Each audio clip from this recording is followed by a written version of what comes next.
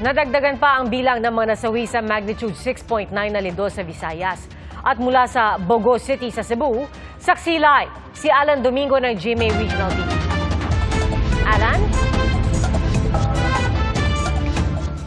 Yes, Pia, umakyat na sa 70 ang bilang ng mga nasawi habang 200 naman ang nasugatan sa pagyanig ng lindol, lalo na dito sa Northern Cebu.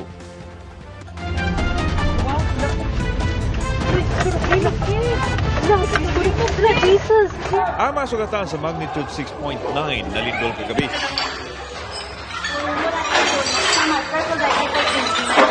Sa ospital sana ang tagpuhan, pero kahit mga ospital, labis ding naapektuhan.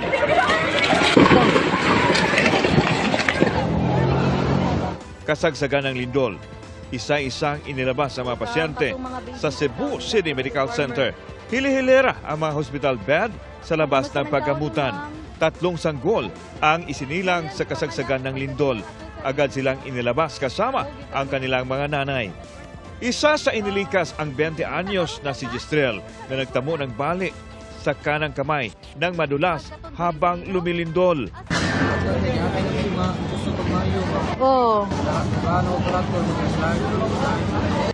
Naging problema rin ang biglang pag-ulan. Kanina, walang ulan, di ba? Opo. So, ang decision natin with the doctors na ilabas natin because we expect na mayroong aftershocks. Well, mayroon tayong mga tent pero hindi kasya. So, what we did, we decided with the doctors na dyan lang tayo sa first floor. Sunod-sunod naman ang dating ng mga bangkay sa Cebu Provincial Hospital sa Bogo City mula sa iba't ibang lugar sa lungsod at ibang bayan sa Northern Cebu. Nagpapang-abot na ang mga sasakyan ng mga punerarya at mga ambulansya. May mga sugatan din na itinatakbo rito o ililipat naman sa iba pang ospital sa Cebu. At dahil puno ang ospital, nasa tabi lang ng mga pasyente ang cadaver bags ng mga nasawi. Kanina, nasa open ground pa rin ng ospital ang mga pasyente dahil sa pangamba na magkaroon na naman ng malakas na pagyanig. Ang isang Dabawenyong nasa Cebu natakot nang maramdaman ang malakas na pagyanig habang nasa ikasyam na palapag ng tinitirhang condo unit. Nagapamlansya ko sa akong mga sanina. So, kalit lang dito siya, 9:59 to 10 o'clock. Ning uyog na ang building, kusog kaayo, ma-feel yun na ko ang tremor, ang swaying sa building. Hadlok yun kayo siya. Short to say nga traumatic ito siya na experience. Ang Coast Guard District Southern Mindanao nagbukas ng donation drive para sa mga biktima ng lindol.